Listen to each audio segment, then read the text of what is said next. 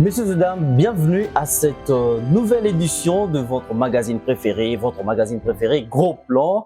Gros Plan, comme vous le savez très bien, c'est un magazine qui traite de questions politiques, sociopolitiques, toutes tendances confondues. Aujourd'hui, nous avons l'honneur de recevoir pour vous une figure emblématique. Cette figure, vous aurez l'honneur de découvrir qui est-ce. C'est la personne de Monsieur Kilunga Awazi bin Rachidi Edi. C'est une grande personnalité dans l'espace Grand Katanga. Il va devoir se présenter et donner des grandes lignes qui vont retracer sa personne dans le Grand Katanga. Monsieur Rachidi Edi, bienvenue. Merci. Nous avons l'honneur et le grand plaisir de vous recevoir dans ce magazine. Nous allons devoir connaître d'abord qui vous êtes. Vous allez vous présenter au grand public, dire au grand public qui vous êtes et qu'est-ce que vous faites. Quelle est la personne de Monsieur Edi Awazi? Je suis Monsieur Kilunga Awazi bin Rachidi Edi, comme vous dites, qui est mon prénom. Les amis m'appellent Edi Awazi. Je suis serviteur de Dieu. Je suis entrepreneur, homme d'affaires. Je suis père de 5 enfants, marié à une seule femme. Et je suis cadre politique du parti APSN. Je suis candidat député national, circonscription de Lubumbashi, dans la ville de Lubumbashi. En tout cas, je sais tout ce que je peux dire pour le moment. Ok, merci beaucoup. Vous l'avez bien dit, vous êtes entrepreneur, vous êtes pasteur, vous êtes également cadre politique. Comment est-ce que vous arrivez d'abord à vous en sortir ayant déjà beaucoup d'engagement dans ce sens-là? Comment vous arrivez à faire tout cela? D'abord, je commence, comme vous dites que vous êtes pasteur et que vous êtes entrepreneur. La Bible dit qu'il y a un temps pour toute chose. Dans la vie, les efforts physiques sont humains, mais le résultat est divin. Donc, je ne me fie pas à mes capacités personnelles. Avec l'aide de Dieu, je m'efforce de mettre chaque chose à son temps. Lorsqu'il faut faire la politique, je la fais corps et âme. Lorsqu'il faut faire l'œuvre de Dieu, je suis engagé de tout mon corps, de toute mon âme et mon esprit. Et lorsqu'il faut faire le business, je le fais aussi. Donc, j'essaie de diversifier les temps et mettre chaque chose à son temps. Ok, vous l'avez dit, vous êtes pasteur, en même temps cadre politique. Comment est-ce que vous pouvez répondre à ceux-là qui pensent que les pasteurs ne peuvent pas faire la politique? Parce que beaucoup, surtout les Congolais, ils croient que être en politique, c'est se livrer à des jeux de mensonges à tout moment. Ce qui est bleu, vous direz que c'est blanc. Que répondez-vous? C'est ça même notre bataille. C'est soigner l'image du peuple congolais. Notre slogan, c'est APSN, unissons ensemble pour gérer ce pays autrement. Tout ce que nous voulons, c'est gérer ce pays autrement. Et pour le faire, nous avons besoin de personnes intègres.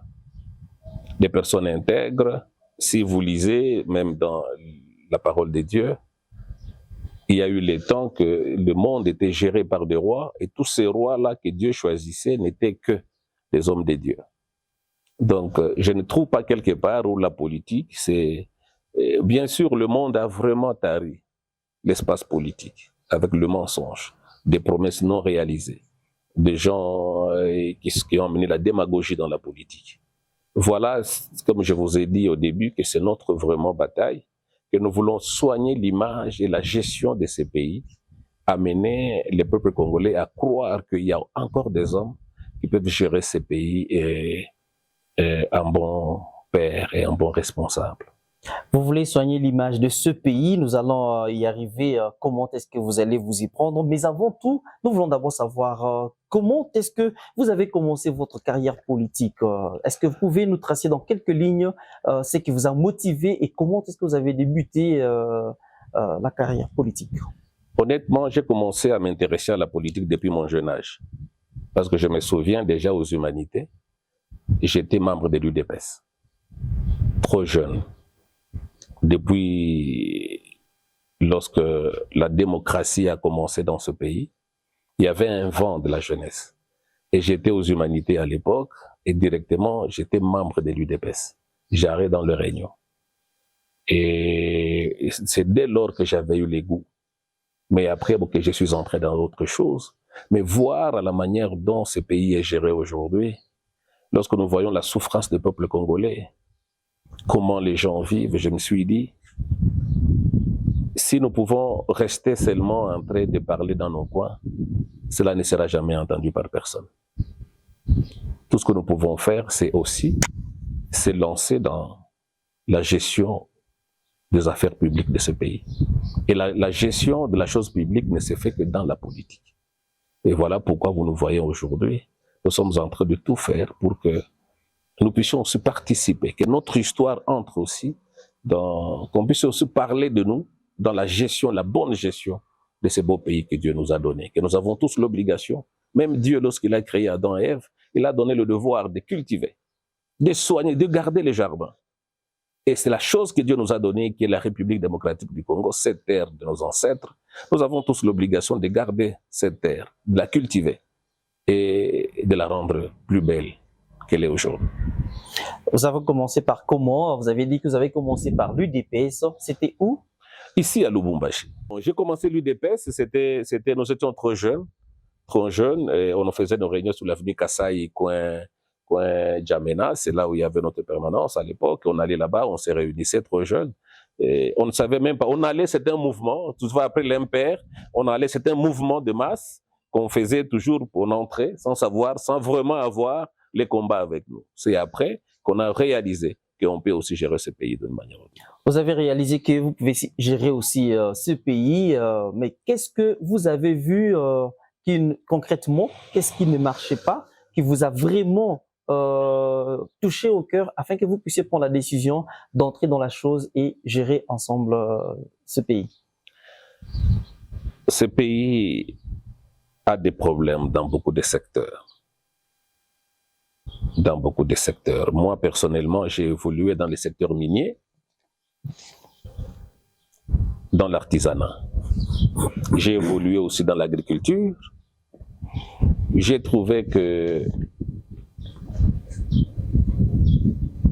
le peuple congolais, au-delà des lois que nous avons, le peuple congolais doit se sentir sécurisé dans toutes choses que nous sommes en train de faire.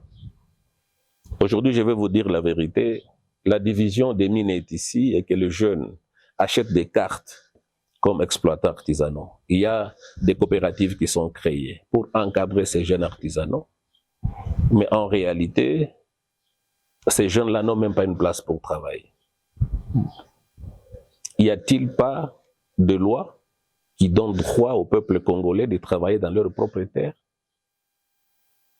Aujourd'hui, si vous voyez dans notre secteur, pas dans le secteur minier, si vous avez aujourd'hui, vous voulez ouvrir un contrat dans une des sociétés ici, on demande à tout Congolais d'avoir un PE. Vous demandez à un exploitant artisanal d'avoir un permis d'exploitation pour avoir un contrat de la sous-traitance, délivrer des produits qu'il est en train. Ou bien d'un négociant. Les créateurs produits, ils donnent à un négociant et vous demandez à ce négociant d'avoir un permis d'exploitation. Lui qui n'a que la carte des négociants. Comment voulez-vous que cette personne ait le permis d'exploitation? C'est lorsque j'ai vu cette injustice qui est liée au peuple congolais. On donne au peuple congolais. On te donne la chance de travailler, mais en même temps, on te retire ses droits, mais on octroie ces droits-là aux étrangers. Dans l'agriculture, par exemple, là où je veux parler que dans les secteurs où nous évoluons, nous autres. Dans l'agriculture, vous savez qu'aujourd'hui, tous les ingénieurs aujourd'hui, si vous allez chez les médecins, on parle de l'ordre de médecin. Il n'y a pas plus longtemps que l'année passée que j'ai entendu qu'on peut maintenant octroyer aux ingénieurs agronomes l'ordre d'agronomie. Et s'il y a le secteur qui n'est pas l'énergie, le gouvernement ne met pas beaucoup d'énergie, c'est le secteur agricole.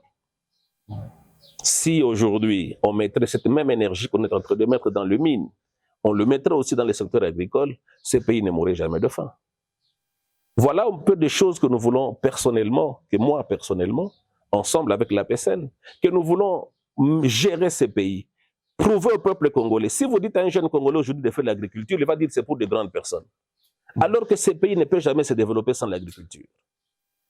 Mais pour que cette agriculture donne, que les jeunes aient goût de faire l'agriculture, nous devons avoir des lois qui les protègent. Non seulement des lois qui les protègent, les gouvernements doivent mettre beaucoup d'énergie dans l'agriculture pour que les jeunes trouvent l'intérêt de le faire. Et voilà un peu notre cheval de bataille. Nous voulons vraiment aider le peuple congolais à s'intéresser à la chose qui va produire ces pays et ces pays qui vont aller de l'avant, surtout sur le plan agricole et dans d'autres secteurs. Monsieur Awazi, si il arrivait que la population puisse porter le choix sur vous afin que vous puissiez la représenter à l'hémicycle national, quel sera votre champ de bataille? Je venais de parler tout de suite là de l'injustice qu'il y a entre les exploitants miniers et les industriels dans le secteur minier. Je venais de vous parler aussi de l'agriculture. Oui. Je venais de vous parler aussi de l'injustice que vit le peuple congolais. Tout ce que nous voulons amener de nouveau, c'est la gestion des affaires publiques autrement.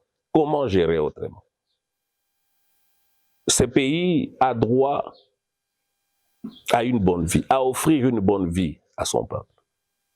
Bien sûr, si nous avons des bonnes lois au monde, c'est dans notre pays.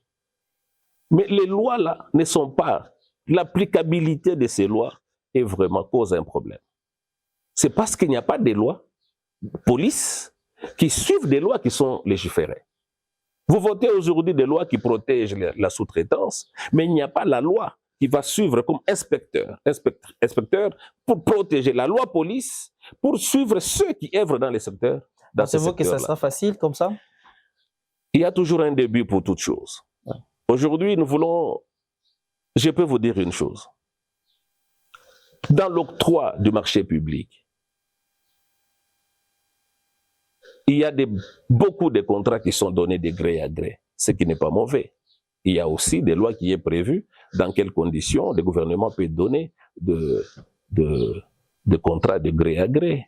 Mais il y a aussi des contrats qu'on peut donner à tout le monde l'occasion de vouloir, de venir montrer leur capacité s'ils peuvent travailler.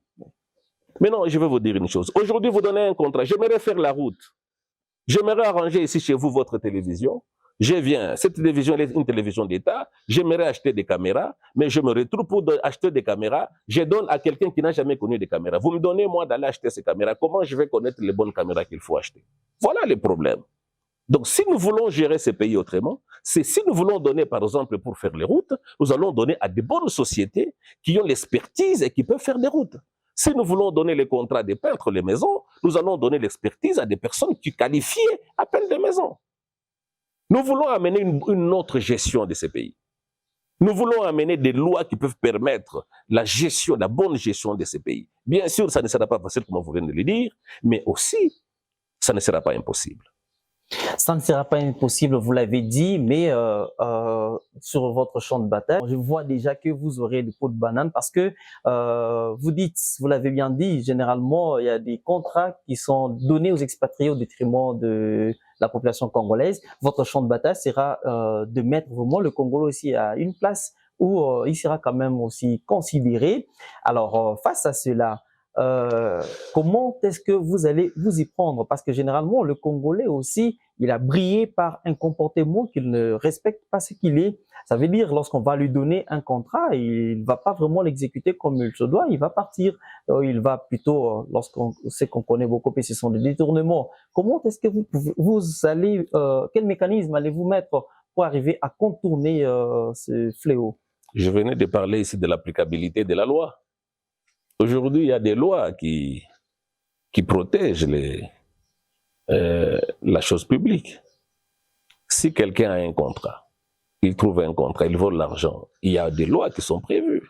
Nous avons vu, il n'y a pas si longtemps, des gens qui ont été en justice. Donc, ce n'est pas nouveau pour un Congolais. Parce que nous avons vu des gens qui ont été traînés en justice parce qu'ils ont pris l'argent des contribuables congolais. Ils les ont utilisé à leurs fins personnelles. Donc, si ça a commencé déjà, et demain, nous allons aussi permettre que des autres qui voleront demain, ils seront suivis. Bien sûr, pour ceux qui auront le pouvoir de le faire. Parce que ce que moi je cherche présentement, c'est devenir député. Député, c'est voter des lois. des lois qui protègent bien sûr la chose publique et la chose privée. En tout cas, merci. Vous l'avez bien dit, messieurs et dames. Je rappelle encore une fois de plus que nous avons Eddy Awazi sur notre plateau. Vous voulez être député national. Selon vous, quel est le profil d'un candidat député? Un candidat député, pour moi, selon moi, ça doit être quelqu'un qui a des convictions, qui ne vient pas pour l'argent. En réalité, si nous sommes la voix des sans-voix. Nous parlons à la place des autres. Les besoins, là où le chef de l'État ne peut pas arriver, nous allons arriver. Parce que nous sommes avec vous, la population. Nous sommes avec le peuple. Donc nous allons dire la chose que le peuple congolais est en train de vivre aujourd'hui, au quotidien. Pour nous, un député doit être quelqu'un qui est proche de sa population. Quelqu'un qui est proche des opprimés. Proche des personnes qui souffrent, pour connaître leurs besoins réels et chercher des voies de sortie pour ces gens qui souffrent. Ça ne se constate pas vraiment. Est-ce que vous, quand vous serez à l'hémicycle, vous allez le faire? Je suis d'abord fondateur et président moi-même, responsable de ma fondation qui porte mon nom. Déjà, cette fondation me rapproche beaucoup plus de la population pour beaucoup d'autres œuvres que nous sommes en train de faire. Au-delà de tout ça, je suis un serviteur de Dieu. Je connais les besoins du peuple congolais. Et je suis aussi un entrepreneur. Donc, je sais travailler avec les grands et je sais vivre avec le petit. Je vais dire comme l'apôtre Paul qui dit, je sais vivre, je sais s'aimer en tout vent. Je sais vivre dans la disette et je sais vivre aussi dans l'abondance. Donc, je sais vivre avec des grands, je sais vivre aussi avec le plus petit. Donc, je suis un homme, je suis un Congolais reconnu dans cette ville de Lubumbashi comme un jeune proche des autres. Eddy Awazi, une autre question qui passe les cerveaux de plusieurs, c'est de savoir est-ce que vous avez postulé juste pour avoir un positionnement et protéger vos biens, ou soit c'est pour y aller, s'enrichir et puis oublier la population, parce que certains y pleurent et disent ils sont venus avec des promesses et ils sont repartis pour ne rien faire. Je vous ai dit ici, je travaille dans le secteur minier. Donc, si c'était pour l'argent que j'aimerais être député aujourd'hui, alors je préfère faire ce que je fais aujourd'hui. Parce que Dieu me permet, par cela, de voir un petit pain pour mes enfants. Et si c'est pour la protection des affaires, je ne fais jamais des affaires floues. Je fais mes affaires qui sont légaux. Dans toute légalité, je paye mes taxes. Donc, je ne vois pas pourquoi je dois chercher la main de l'homme. D'ailleurs, cet homme-là, si je cherche la personne aujourd'hui pour me couvrir, cette personne mourra demain. Donc, j'ai déjà une grande protection qui est celle de Dieu, qui me suffit. Donc, si je pars là-bas, je pars porter le poids des autres, comme Christ l'a fait. Porter la charge des autres, la misère des autres, la souffrance des autres. Vous avez postulé dans la même circonscription que votre autorité morale du parti politique APCN, Alliance pour un Congo Nouveau. Quelle pourrait être votre crainte, parce que vous êtes dans une même circonscription, vous aurez probablement la même base électorale. Pensez-vous que vous aurez à faire une affaire qui va porter du fruit? Notre bataille, que ce soit mon président Junior Mambembe Tchaki, que je salue, ce n'est pas pour l'intérêt personnel, ni pour lui, mon président, mon autorité morale, ni à moi-même. Tout ce que nous voulons, c'est le changement de ce pays, la bonne gestion des affaires publiques. Que ce soit lui qui devient aujourd'hui ministre ou président de la République un jour, que ce soit quelqu'un d'autre dans notre parti politique, le passage de l'un, et pour nous, c'est la fête pour tout le monde. Tout ce que nous voulons, c'est que l'un de nous se retrouve. Ce que moi, je ne saurais pas dire aujourd'hui, lui le fera, parce que nous avons notre bataille que nous militons ensemble. Et nous voulons avoir le résultat d'ensemble. Dire que si mon président, Junior Mambembe, est dans la même circonscription que moi, que je peux avoir peur, non, pas du tout. C'est son cas, lui aussi peut avoir peur de moi. Mais pourquoi je dois avoir peur de lui? Donc le grand problème, c'est que nous sommes tous là en train de batailler. Nous voulons d'abord tous que nous ayons un président de la République, qui est le président Félix-Antoine Tshilombo Tshisekedi, et nous voulons avoir des députés que nous sommes. Et je pense que lui et moi, nous passerons nous deux. Ah, vous pensez déjà? Je ne pense pas, je n'ai pas la vraie conviction. Ah, vous êtes sûr de vous-même? D'accord, en tout cas, j'espère qu'il vous a entendu. Lui aussi, il est en train d'affûter ses armes pour faire grand chose sur terrain. Merci. Mais en vous suivant, peut-être qu'il va se dire que non, il est en train de dire faux. Quelle est votre conviction? Vous êtes vous basez sur quoi pour dire que vous allez vraiment travailler et arracher vraiment cette place de député? Et aussi, vous parlez avec conviction. Qu'est-ce qui vous convainc? Parce que vous êtes derrière le chef de l'État congolais ou non, pas du tout. Il ne me connaît même pas personnellement. J'aimerais juste dire une chose. C'est comme je vous ai dit. Je ne suis pas candidat député parce que je cherche quelque chose de personnel. J'ai une conviction par rapport à la foi d'abord chrétienne que j'ai, et aussi à des promesses que Dieu m'a déjà données. Donc je ne veux pas entrer beaucoup plus dans ce terrain-là, mais je suis venu juste vous dire que je suis venu aujourd'hui par conviction. Et la chose que je suis en train de faire aujourd'hui, tout ce que je sais un jour dans ce pays, je serai parmi les décideurs. Est-ce que ça sera demain? C'est aujourd'hui. Mais ce que je sais, c'est maintenant le temps. C'est maintenant le temps, vous l'avez bien souligné, vous l'avez bien mentionné. Eddy Awazi, quelles sont vos perspectives à venir? Être élu, devenir député, et le reste viendra. Pour le moment, je ne veux pas entrer dans beaucoup de commentaires. Tout ce que je peux, ma vision dans l'avenir, c'est changer ce pays. Changer ces pays, est-ce que vous avez pensé qu'il y aura toujours des points positifs et des points négatifs? S'il y a positivité toujours, donc le champagne ne changera pas. Ouais. Et si nous échouons toujours, nous ne changerons jamais. Il faut qu'il y ait un combat pour avoir la victoire. La vie que nous avons aujourd'hui, la vie elle-même, que vous êtes là, vous aviez étudié. J'aime lire la Bible, surtout si vous lisez Jean chapitre 5, verset 1, la Bible commence en disant « après cela ». Donc il y a toujours un après cela dans la vie d'une personne. Après cela, Jésus a fait beaucoup de choses. Après cela, il est allé guérir un paralytique. Dans chaque étape de la vie, on peut être gouverneur aujourd'hui, il y a un après-gouverneur. Aujourd'hui, nous sommes dans une période de campagne, pré-campagne, il y a un après-campagne. Ça sera la campagne, il y a une après-campagne, ça sera le vote, après il y a du vote, il y aura la réussite, il y a la gestion aussi de ces pays. Tout ce que je sais dans toutes ces étapes-là, Dieu a fait de moi la tête et non la queue.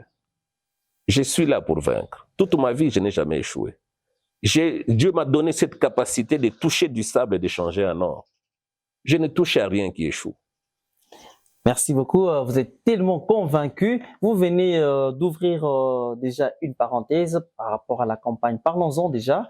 La campagne, c'est pour bientôt, le 19 du mois prochain, déjà le mois de novembre. Le 19, la campagne débute.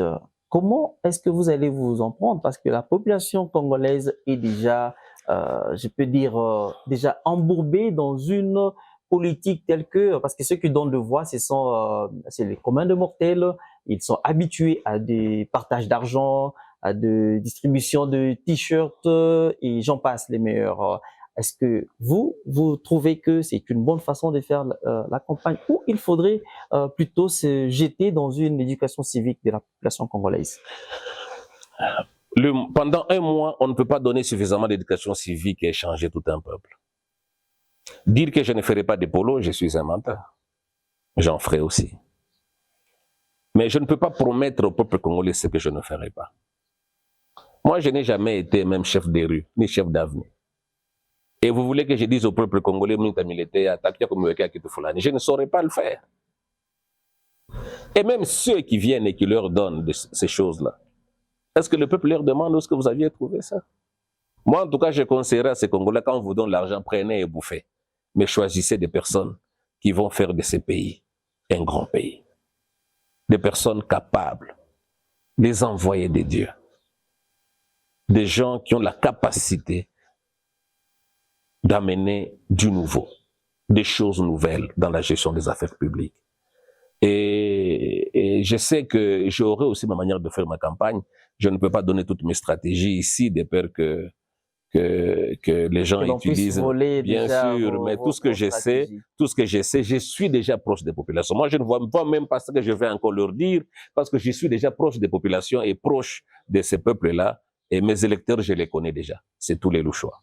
Ok, d'accord. Nous sommes en train d'aller tout doucement vers la fin de notre magazine, mais en quelques mots seulement, Monsieur Eddy Awazi, s'il arrivait que l'on puisse vous amener au perchoir aujourd'hui, ou d'ailleurs, qu'est-ce qui peut motiver la population à porter un choix sur vous et qu'est-ce qu'ils verront de meilleur chez vous pour arriver à dire que voilà la personne qu'il faut à la place qu'il faut? Je vais dire en Swahili. On a coucou na pigeon, bote ni bandeke. Ce sont des oiseaux. Mais tu vois les oiseaux, lorsque vous leur donnez à manger, banakuya, banakula, banaenda, lorsqu'il se fera 18 heures, les moineaux vont partir. Mais les coucou atengia muyumba. Moi, je suis l'enfant de la maison. Donc, kama yuwe inaingia, tutaingia kulala pamoja. Na busubu tutalamuka pamoja.